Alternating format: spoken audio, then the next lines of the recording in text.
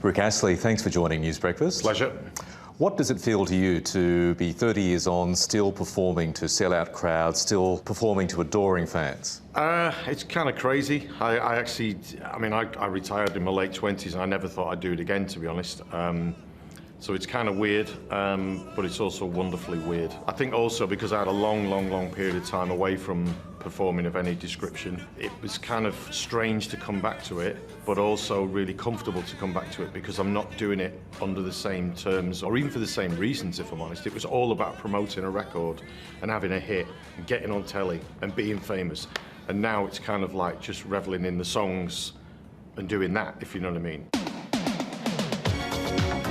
So what does it mean to you when people are of a certain age, when they hear the opening bars of Never Gonna Give You Up, go crazy in the audience? A song you've been singing for the best part of 30 plus years. Yeah, well, I get it. I think, you know, having lived a bit myself now, my wife and I, we have our favourite song. It's a Crowded House song, by the way. Oh, which one? And Don't Dream It's Over. And that is our song, and it's nobody else's, it's just ours.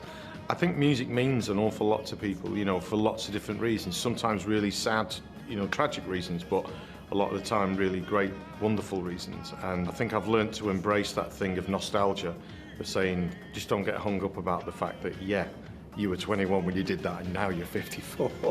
Just enjoyed the fact that anybody remembers it anyway, you know what I mean? I've kind of learned to feel that that's really a lucky thing to have that, you know what I mean? I'm really lucky to have that. Are you proud of the song now? Because I think you had mixed feelings about it when you were younger. I only have mixed feelings about it because I heard it like 50 times every day of my life, you know what I mean? Because I do radio after radio or what have you. I heard that song a lot. And I mean a lot. And I think every artist is the same. If you've got one of those kind of standout songs, you kind of want to move the needle a little bit. But now I just see it as a suit of armour. I don't care where we are in the world. I've done a gig in Tasmania years back, and I've also done Chile. I've done everywhere you can, not everywhere, but you know, some crazy out there places. And I know they know that song now, do you know what I mean? They might not like it, but they know it. Oh, they love it, Rick. You were a very successful product of stock Aitken Waterman, the great pop factor of the 80s, along with Al, Kylie, Bananarama. People like Jason, don't forget Jason. And Jason. Yeah. Lots of people turn their noses up, though, in the industry at that group. Do you think stock Aitken Waterman, therefore, got a bit of a bad rap, given the great impact it's had on the industry? Well, they did, but I think some of it was deserved at times because a lot of their records were kind of, you know, in a mould, and sometimes they did repeat themselves. I kind of think Stock Aitken Waterman were more about the songs and the production, and so the artists that sang those songs, you know, you could put this voice on that or this voice on that. It's a Stock Aitken Waterman record. I can kind of understand it why certain, you know, parts of the music press sort of poo-pooed them and all this stuff. I kind of get it. I understand it. Speaking of Carla, you've clearly kept in touch with her over the years. You were on stage with her a couple of years ago. Yeah. Must have been a great feeling. Yeah, it's kind of strange. I got invited along to her birthday. That was a really fun night and a great night. And it was really nice in lots of ways because obviously there's so many people that have been there for her, not just in her career, but in her life and everything, you know. So. And then she played at Hyde Park and whatever, so I jumped up and sang with her there. It's so bizarre to think we kind of started around the same time, but she's just sustained that level of success, and the career that she's had is just bonkers. Yeah, she dug her heels in and made it work. Yeah, it's great. Now, Rick, I'm going to mention one word, or is it two, to you, and I want your response. Okay. Rickrolling. Can't knock it.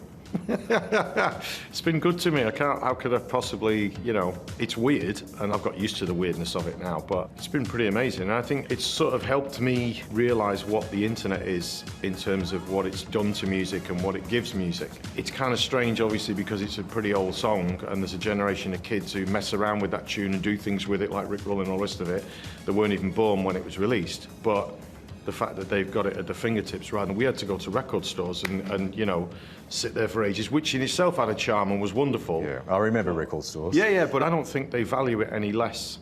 They don't value the collecting of it in the same way because they don't collect it in that way.